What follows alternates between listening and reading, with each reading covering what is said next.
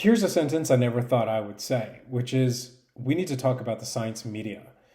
The science media are those big fancy journals, Nature Medicine, the Lancet, you've heard of them probably, and some of the science media surrounding it, like Science Magazine, and others that really are trying to bring you the news about science, and they generally do a good job of that, and they do a good job of publishing and bringing information about scientific research to the world. But on COVID, that has not been the case. On the question of where this virus came from, how it emerged, how it infected so many people and killed so many people, the science journals have really been falling into line with the science establishment. And that is something I recently wrote about for Tablet Magazine in a piece called Treason of the Science Journals. It's all about how these journals were crafting a narrative that really was trying to push the idea that the virus could not have come from a lab, namely the lab in Wuhan that studies coronaviruses, of course, that it really only could have come from a wet market in Wuhan or was some other kind of animal spillover.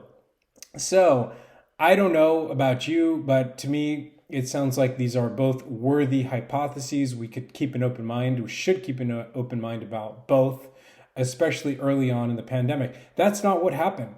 What actually happened is that you had in the very earliest days of this pandemic, journals like Nature Magazine and The Lancet coming out with these very highly charged articles. The Lancet came out, I think, around February 19th, 2020. This was before a pandemic had been declared, saying that the virus could not have come from a lab. And for you to suggest it or even to think it, as I've discussed before, is an act of racism, was conspiratorial, was whatever. So you have this again and again and again, and this went on for 2.5, 3 years. It's still going on.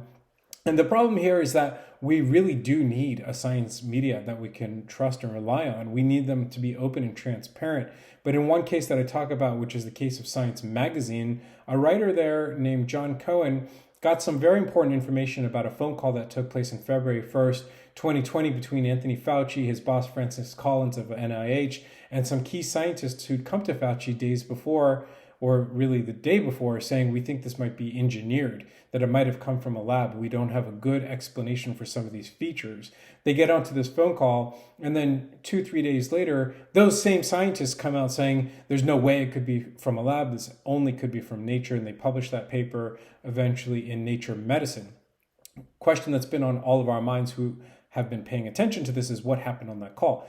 It turns out that a tip was sent to John Cohen at Science Magazine in July 2020 saying, well, this is what happened, that a bunch of coronavirus experts who are some of the pioneers of gain-of-function research in the world got on that call as well and so-called schooled these other scientists who'd come to Fauci saying this looks engineered and convinced them otherwise. The problem with this, of course, is that the names of those other scientists, the coronavirus experts, were not on the paper publishing this in Nature Medicine.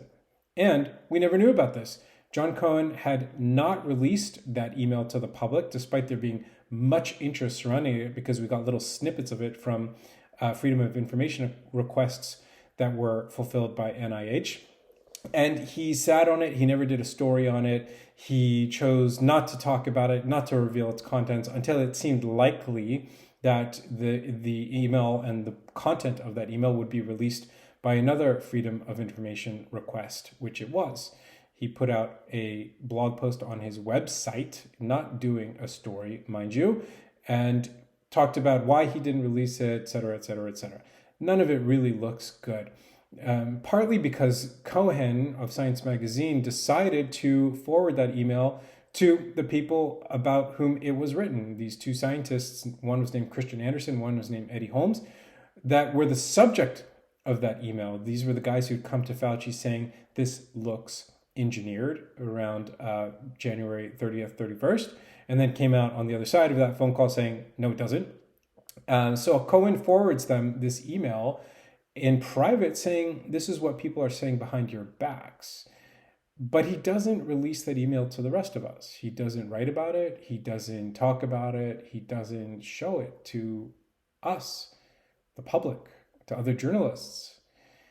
That is strange. And John has written a lot about this topic. He's defended himself as you might imagine he would, but he's not been able to account for this. Why show it to the people about whom the email is focused, on whom the email is focused, but not give it to anybody else, not give it to other journalists to investigate? If he didn't want to investigate it himself, I don't know. But I do know that there is a larger pattern of problematic decision-making in science journals.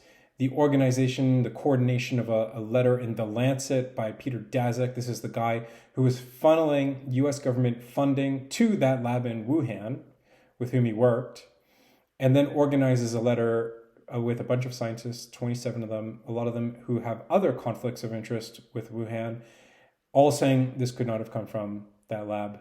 It only could have come from the wild.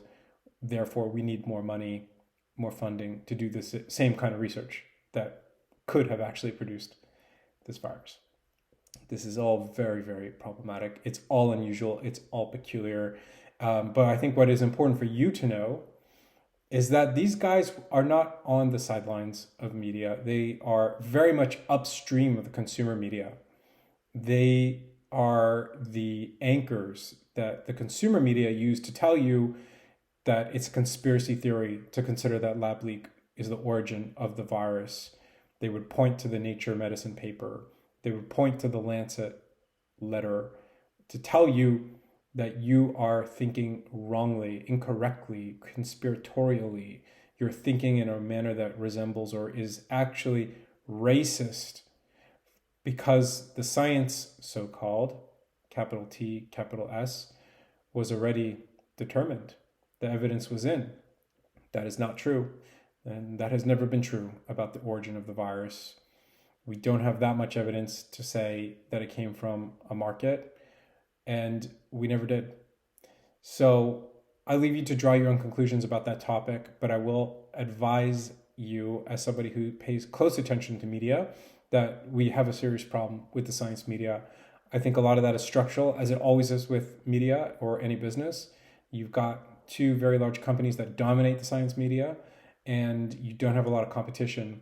So this is something that we need to change. We need to work on, think about it. We need to understand how we can open up the science media, science journalism to more participants, how we foster accountability, how we don't get to the situation that we are in today, where in the most critical moment, where the public really depended on them, not just to give important, accurate information, but also to foster trust, to not leave us in a situation where 3 years later we say, these people cannot be relied upon.